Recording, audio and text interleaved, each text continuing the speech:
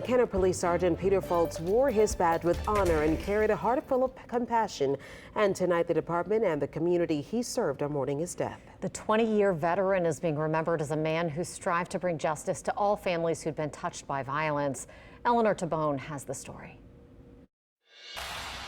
This one hurts. In a world where integrity is often tested, He was a perfect police officer. Sergeant Peter Foltz stood tall in his blue Kenner Police Department shirt, a symbol of integrity and empathy. He never said a bad word about anybody, so even when people tried to get under his skin, it didn't work. So he had a great personality and a great sense of humor.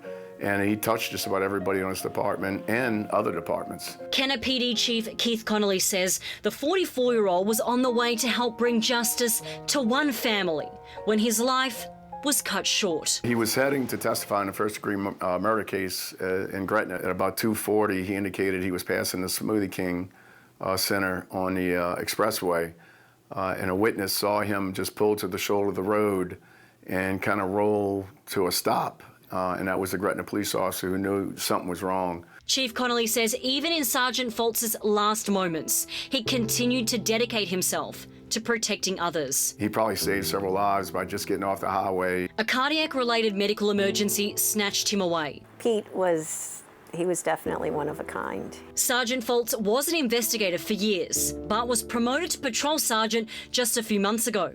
During his time as an investigator, he worked the toughest of tough cases, crimes involving children. It wasn't just a job for him. It was a calling. He genuinely cared. It wasn't just a stack of cases. Each child had a name.